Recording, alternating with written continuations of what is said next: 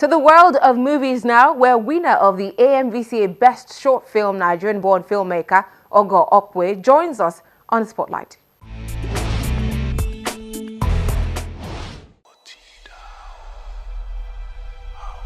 From London, this African vigilante superhero movie, Catface, took home the African Magic Viewers' Choice Awards for Best Short Film. I need to get back to my wife. The man behind the project is Nigerian-born screenwriter and filmmaker Ogo Okpue. Picking up the AMVCA prize came as a pleasant surprise to him.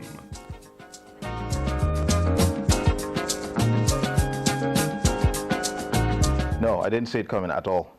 That's one of the reasons why I couldn't make it. I was filming a commercial and I had no idea whatsoever.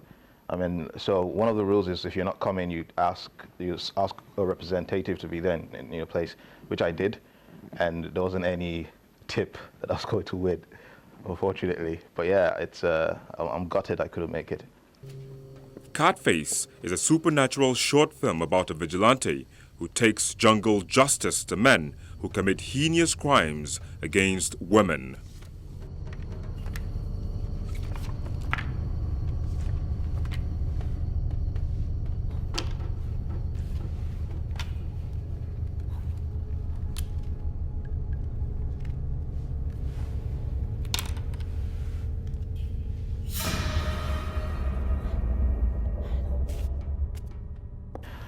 It's pretty much it's my interpretation of if Africa had enough anti-heroes or superheroes, because I'm a big fan of the comic book genre. I'm a big fan of, superhero franchises like the Hollywoods of like the Avengers and all these other properties.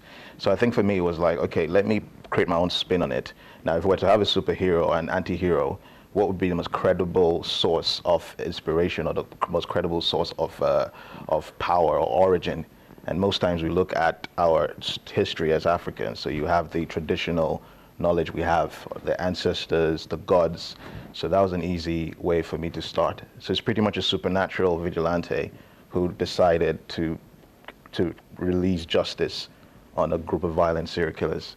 But Catface was just a proof of concept. So it wasn't a short film in itself. It was pretty much like a trailer, a 20-minute trailer to show people that this is a series or a feature film that could be done about an African anti-hero based in England.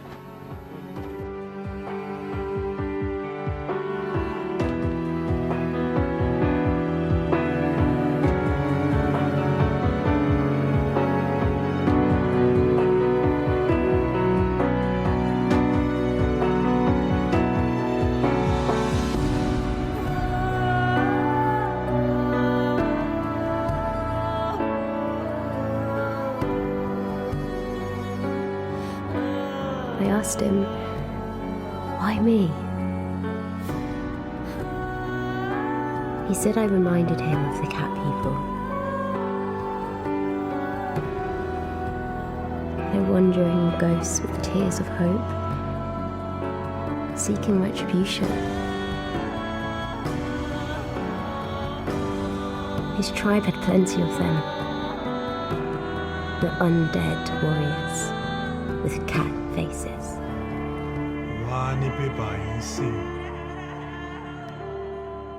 With vengeful hearts. We had the lead character, she's mixed race. Her name is Katarina Nair. We had I wouldn't expose who he is now, but we had one of the characters, Tyler. Tyler's British, Alex is British. The priest, he's Larry Olabamiwo. Actually, he's Nigerian descent, but he's never been here. He thinks he's Nigerian, but he's not. And we had Fanny Escobar, who's Chilean descent, but she lives in French. So we had all these people. The reality is, everyone appreciates the superhero genre. Everyone does. The underdog becoming a savior. We all like that story. So it was easy for them to appreciate it. But not only that, we hardly see African superheroes done well. So when I came up with a treatment, like visual boards, they saw it, they loved the idea. And also there was a narrative to it as well.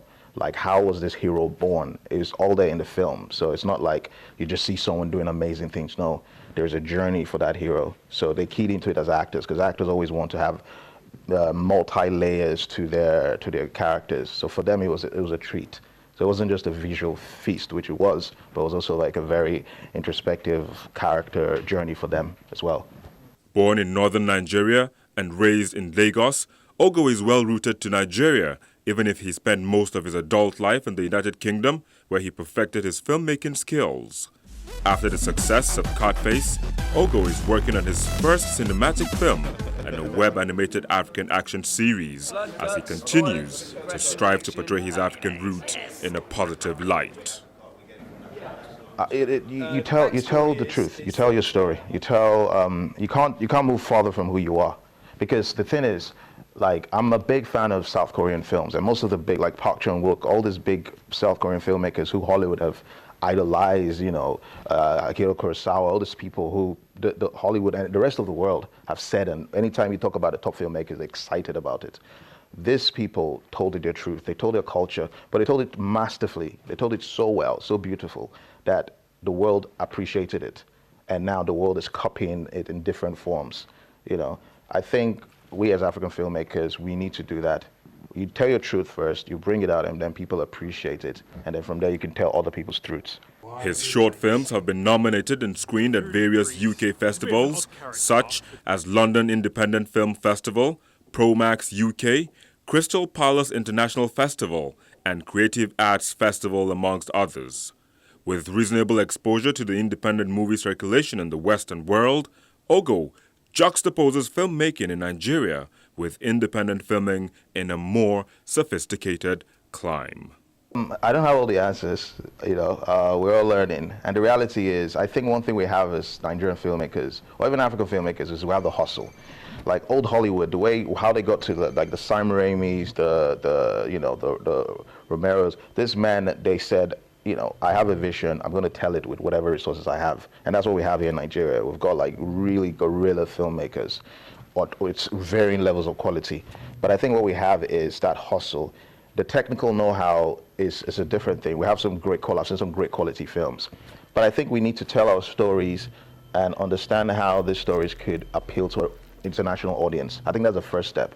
In filmmaking, I think number one is the story, first and foremost. It's not about anything else. So if we can get the story to the point where anyone in China, in India, in Central Europe, anywhere, they could sit down and say, I'm going to enjoy this film. If it's a romantic piece, I'm going to feel loved in there. If it's horror, I'm going to feel frightened. If it's action, I'm going to feel thrilled. If we can hit those core nerves, then that's the first step. Then we can start thinking about blowing up houses and all that.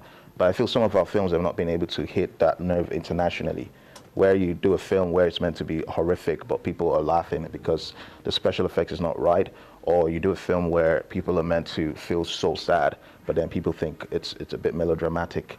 So just to get that right nerve, tell the story in such a way where people connect. And there's so many great films coming out of Nigeria. I've seen a few.